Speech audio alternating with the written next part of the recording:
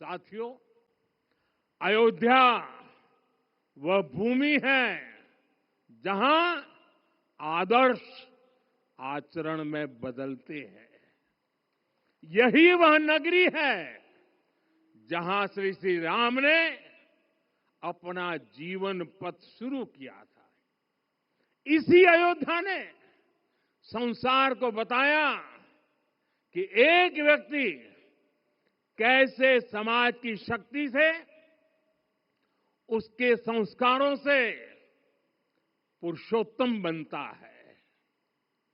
जब श्री राम अयोध्या से वनवास को गए तो वे युवराज राम थे, लेकिन जब लौटे तो मर्यादा पुरुषोत्तम बनकर के आए। और उनके मर्यादा पुरुषोत्तम बनने में महर्षि वशिष्ठ का ज्ञान, महर्षि विश्वामित्र की दीक्षा, महर्षि अगस्त्य का मार्गदर्शन, निषाद राज की मित्रता, मां शबरी की ममता, भक्त हनुमान का समर्पण, इन सब की अनगिनत ऐसे लोगों की महत्वपूर्ण भूमिका रही है। साथियों, विकसित भारत बनाने के लिए भी समाज की इसी सामूहिक शक्ति की आवश्यकता है। मुझे बहुत खुशी है कि राम मंदिर का दिव्य प्रांगण भारत के सामूहिक सामर्थ्य की भी चेतना स्थली बन रहा है। यहां सप्त मंदिर बने हैं। यहां माता शबरी का मंदिर बना है, जो जनजातीय समाज के प्रेम भाव और आतिथ्य परंपरा की प्रतिमूर्ति है। यहां निषादराज का मंदिर बना है।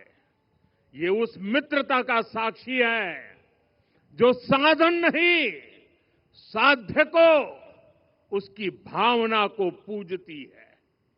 यहां एक ही स्थान पर माता अहिल्या है, महर्षि वाल्मीकि है, महर्षि वशिष्ठ है, महर्षि विश्वामित्र है, महर्षि अगस्त्य है और संत तुलसीदास है। रामलला के साथ साथ इन सभी ऋषियों के दर्शन भी यहीं पर होते हैं। यहां जटायु जी और गिलहरी की मूर्तियां भी है, जो बड़े संकल्पों की सिद्धि के लिए हर छोटे से छोटे प्रयास के महत्व को दिखाती है।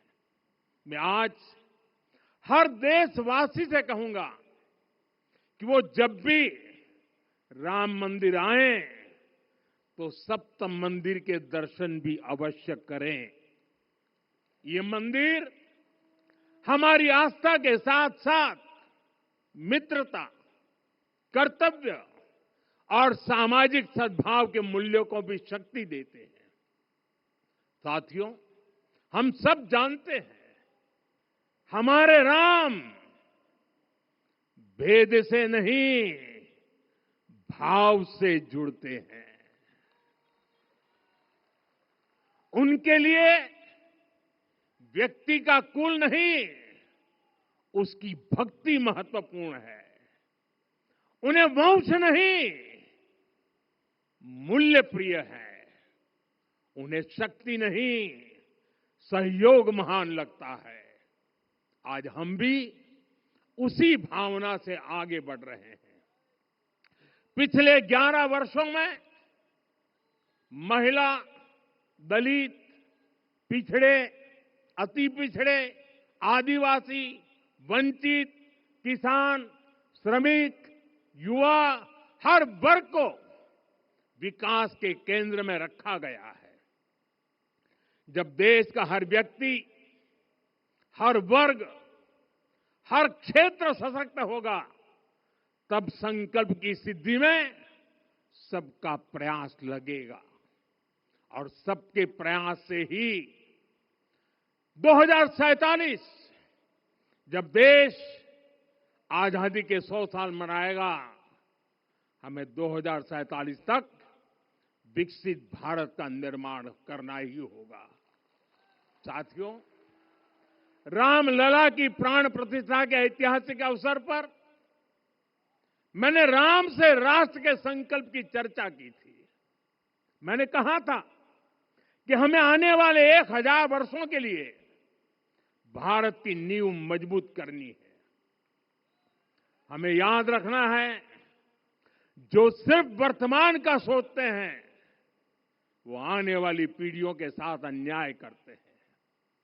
हमें वर्तमान के साथ साथ भावी पीढ़ियों के बारे में भी सोचना है, क्योंकि हम जब नहीं थे ये देश तब भी था, जब हम नहीं रहेंगे ये देश तब भी रहेगा। हम एक जीवंत समाज है, हमें दूरदृष्टि के साथ ही काम करना होगा। हमें आने वाले दशकों, आने वाली सदियों को ध्यान में रखना ही होगा। और साथियों, इसके लिए भी हमें प्रभु राम से सीखना होगा। हमें उनके व्यक्तित्व को समझना होगा। हमें उनके व्यवहार को आत्मसात करना होगा। हमें याद रखना होगा, राम यानी आदर्श, राम यानी मर्यादा, राम यानी जीवन का सर्वोच्च चरित्र, राम यानी सत्य और पराक्रम का संगम। दिव्य गुणे शक्र समो रामः सत्य पराक्रमः। राम यानी धर्म पथ पर चलने वाला व्यक्तित्व। रामः सत्पुरुषो लोके सत्यः सत्यपरायण। राम यानी जनता के सुख को सर्वोपरि रखना, प्रजा सुखत्वे चंद्रस्य। राम यानी धर्म और क्षमा का दरिया। वसुधाया क्षमा गुणे है।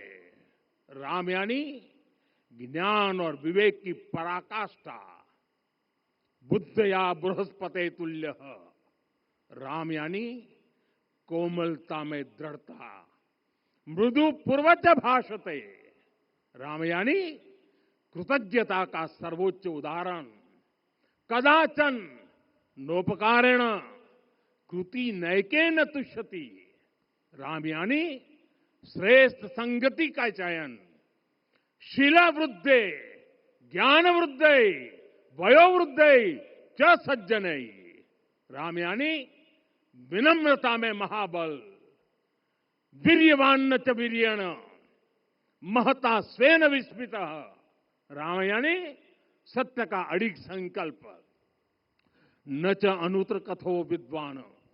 राम यानी जागरूक, अनुशासित और निष्कपट मन।